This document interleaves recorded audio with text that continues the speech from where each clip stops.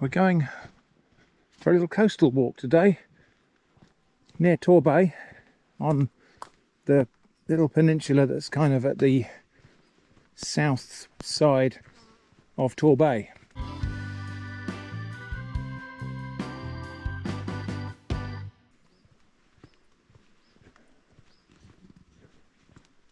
We've set off on foot from our holiday cottage in Brixham, and we're going to walk to our destination. It's a couple of miles, but it's a nice walk along the southwest coastal path, so which I think we're just about to pick up here. I can see water, so presumably we don't walk any further straight ahead. Coast path, there we go. Sharkham Point is our first destination, off to the right. We could follow that to Berry Head the other way, Berry Head, or round back to Brixham. But this is the way we're going today. First stop, Sharkham Point. Oh, what a view we got through these trees here. Let me just show you that.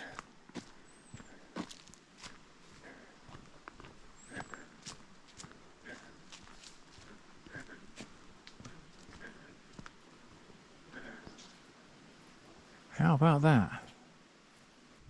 It does look like it might be a little bit tricky to get down there, but I can see the foot of some steps there, so there must be a way down. But this is not the beach we're going to, so we'll just admire this one as we walk past. Hoping to do a little bit of coastal foraging today, just a little bit. So this is St Mary's Bay. And what a beautiful bay it is.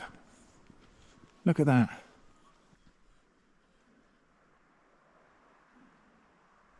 Beautifully clear turquoise water.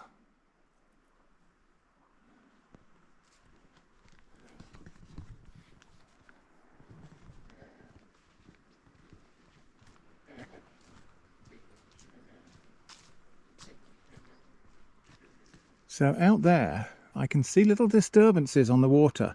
I'm not sure that they will pick up on the camera, but I think what I'm seeing is little shoals of fish, probably herring or something like that, probably or herring family, pilchards, also known as sardines. And sometimes the way that you actually see them is they create a kind of slightly oily look to the surface of the water. You can probably make it out down there, just in the contrast of the actual water. How about that? So if we were to find the steps, which look like they're just down there, we could have this whole beach to ourselves.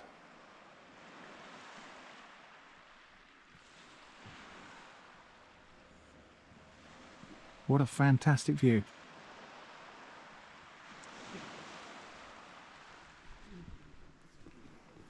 So that's a stony beach, but we're going to a beach that's got some sand on it as well. And then further down, which is further than we're going to walk today, there are some golden sandy beaches. But I tend to prefer the stony beaches myself. Here's a really interesting thing I've just noticed. These steps here on the coastal path, they've done the same thing I did. They've used threaded rod, although that looks like maybe M12, for their retaining bars, and banged that into the rock here. And probably for the same reason that I did, that if it stops moving, you can turn it, you can rotate it, and it might drill itself in a bit further. Interesting just to see that somebody chose the same solution as me. Anyway, so yeah, fantastic vantage point over St Mary's Bay here. I don't know if there are any steps. We've gone past those other steps I saw to get down to St Mary's Bay. There might be a route down at that end or something. I can see, actually I can see a person down there now, a couple of people down there now, so there must be a way down, unless they got in there by boat. But there we go. What a view. I imagine these rocks have probably got a name. I'll put that on the screen if they have. Anyway, onward. So we need to walk all the way around here, over this headland, and about another mile in the other direction. Yes, this is all very familiar. God, that's got to be like M20.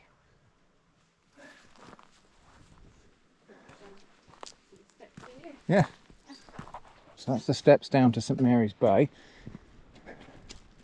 St Mary Brixham. So I think that's been carved in situ, so but in the style of a figurehead from a ship looking out over the bay. Okay, so anyone who says we don't have great beaches here in the UK, I'm sorry, you must be missing something. Look at that.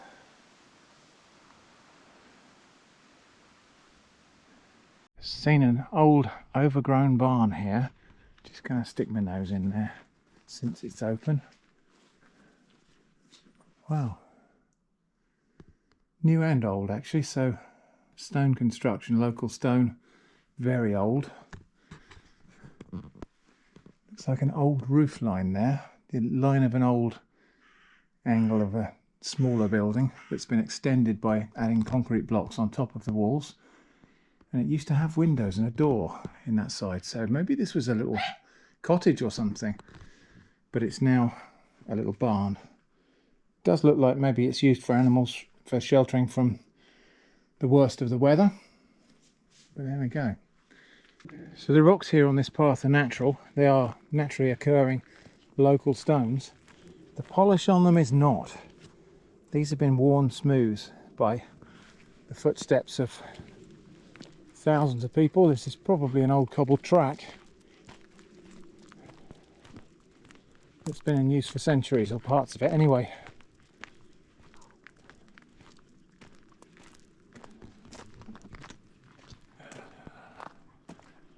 Very scenic view across the bay there as we say goodbye to St Mary's Bay and carry on around the headland. Well, that looks a welcome sight. I think we might just have a little sit down, sip a coffee, take in the view across the next bay, which is quite spectacular. Just have a moment's rest.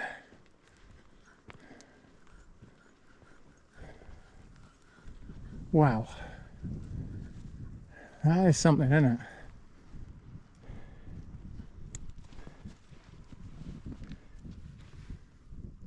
Marion and Margaret, the Snell girls, back together again, much loved and missed by so many. Sit, walk and live life with the sun on your face. One thing people often ask me about on these coastal walks and hikes and whatnot is, why don't I show you what I'm eating? Okay, well, we'll do that today. So actually this is just my drink. I've got a flask of coffee here, just one of these thermal mugs. Just easier than pouring out from a flask. I can drink straight out of that. So we're going to have a sip of coffee here. We have got a picnic that we've brought with us of sorts, but it's usually something fairly simple. But we've got to get all the way over there before we have our picnic. Okay, so our destination is that beach there that you can see, that sort of greyish stripe there. At low tide there's a lot of sand there, and the beach is named for the sands, which we'll find out about in a minute. Which is just going, yes, just to the right of that little white cottage there.